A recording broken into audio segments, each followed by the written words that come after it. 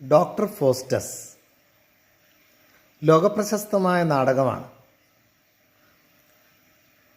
ആഗ്രഹങ്ങളെല്ലാം സബലീകരിക്കുവാൻ പിശാചിനോട് കൂട്ടുകൂടുകയും പിശാചിനോട് ഒരു ഉടമ്പടി ചെയ്യുകയും ചെയ്യുന്ന വ്യക്തി ജീവിതയാത്രയിൽ അവസാന ഘട്ടങ്ങളിലേക്ക് എത്തുമ്പം ജീവിതത്തിലെ ഏറ്റവും പ്രാധാന്യമുള്ളതെല്ലാം സന്തോഷവും സമാധാനവും, ജീവിതത്തിൽ ഏറ്റവും പ്രാധാന്യമുള്ളതെല്ലാം പിശാച് കവർന്നെടുക്കുന്നു എന്നുള്ള തിരിച്ചറിവിൽ വല്ലാതെ പരാജിതനാകുന്ന സുന്ദരമായ ഒരു കാഴ്ചയാണ്.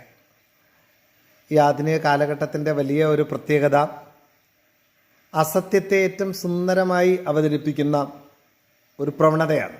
സത്യാനന്തര കാലത്തിലാണ് നാം ജീവിക്കുന്നത്.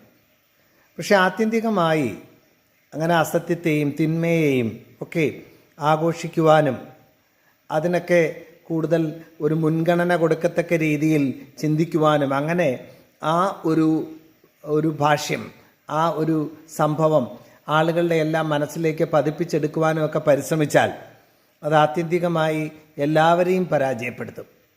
ഡോക്ടർ ഫോസ്റ്റസ് എന്ന് പറയുന്ന സുന്ദരമായ നാടകം അതാണ് നമ്മെ പഠിപ്പിക്കുന്നത്.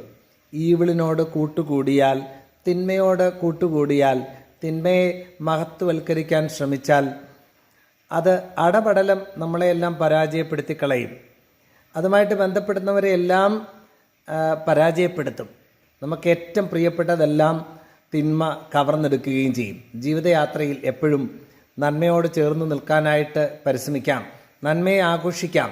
തിന്മ എത്ര സുന്ദരമായി പ്രസൻറ്റ് ചെയ്യപ്പെട്ടാലും അതിനെ ഔട്ട്റൈറ്റായിട്ട് റിജക്റ്റ് ചെയ്യുവാനായിട്ടുള്ള മനസ്സ് നമുക്കെല്ലാവർക്കും ഉണ്ടാകണം. നന്മയോട് വാ ഇതിലെ എന്ന് പറയുവാനും തിന്മയോട് മതി ഇതിലെ എന്ന് പറയുവാനും നമുക്കെല്ലാവർക്കും ഊർജ്ജം ഉണ്ടാകട്ടെ. ആടിനെ പട്ടിയാക്കുവാനും പട്ടിയെ പേപ്പട്ടിയാക്കുവാനും പേപ്പട്ടിയെ ആക്കി ആടിനെ തല്ലിക്കൊല്ലുവാനും ഒക്കെ ശ്രമിക്കുന്ന ഒരു കാലഘട്ടമാണ് സത്യാനന്തര കാലം.